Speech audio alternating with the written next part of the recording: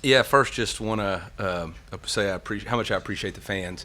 Atmosphere all day from SEC Nation to kickoff to fourth quarter. I think our fans really showed out. This was the Missouri that I've always believed in and dreamed in.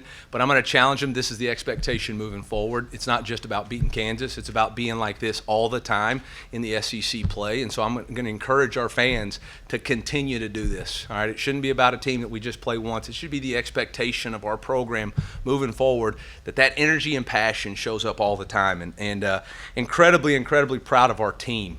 What an undertaking. To go up 6, we let our emotions get the better of us a couple of times, to be down, find a way to battle back in, tie the game up, take the lead, get down in the fourth quarter, and go on 14 unanswered to put the game away. I'm extremely proud of those guys. I thought the leadership on the sideline was really good, didn't flinch. Bo and Jalen Catalon both talked about this yesterday after practice to our team about we're going to face some things we haven't faced before. We're going to really have to respond.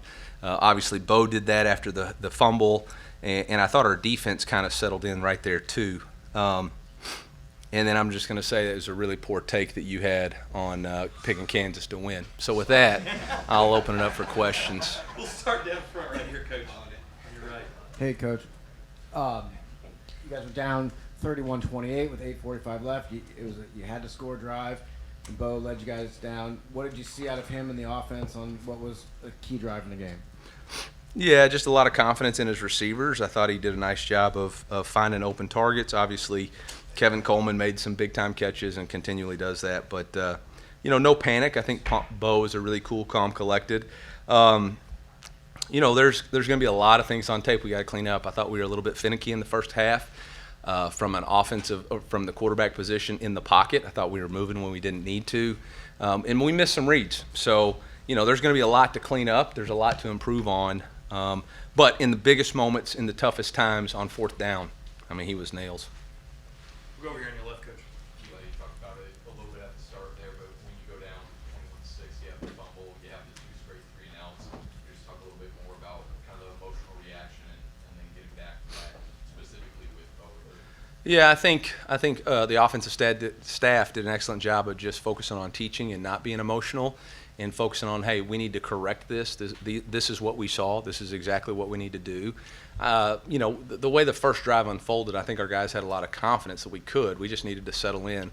They do a lot of different stuff on defense. They had a lot of different personnel. They were playing multiple fronts, multiple safety coverage.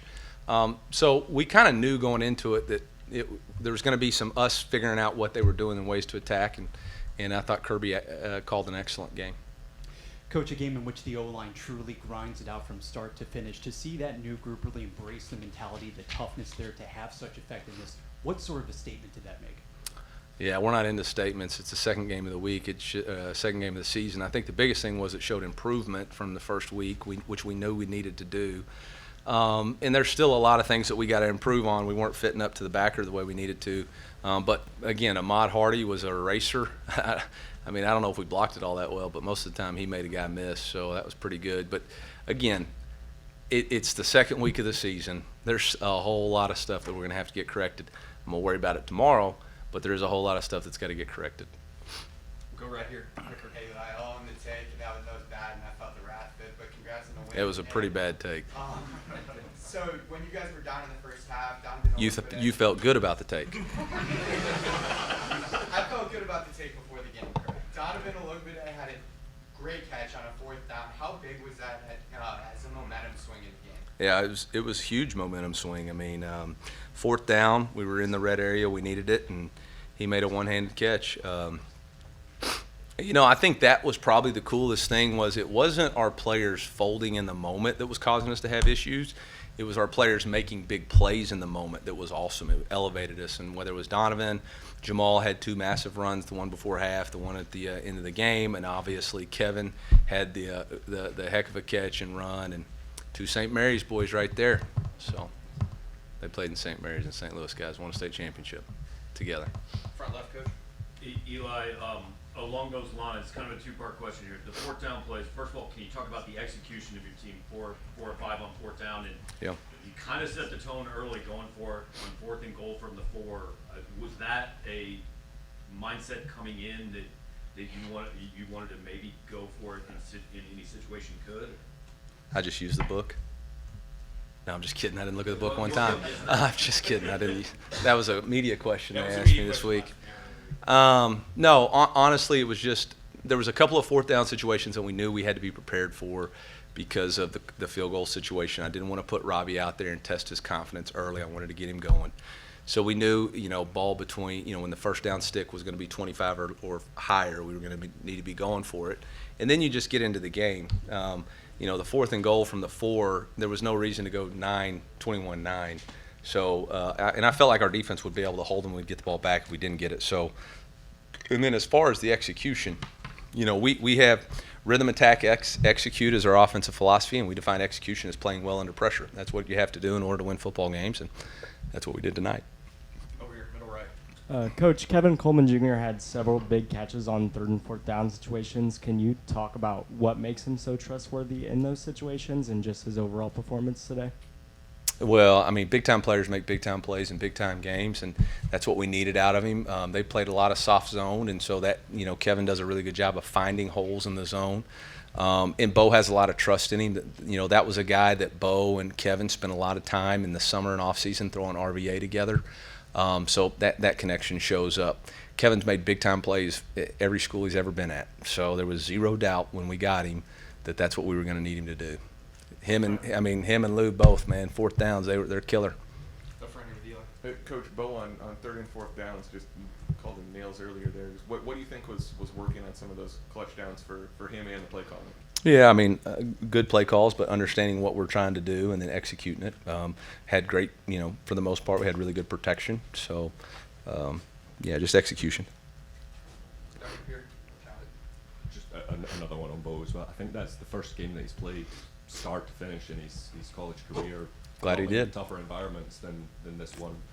What is it about him that makes him meet the moment in a day like this? You ever been to Auburn?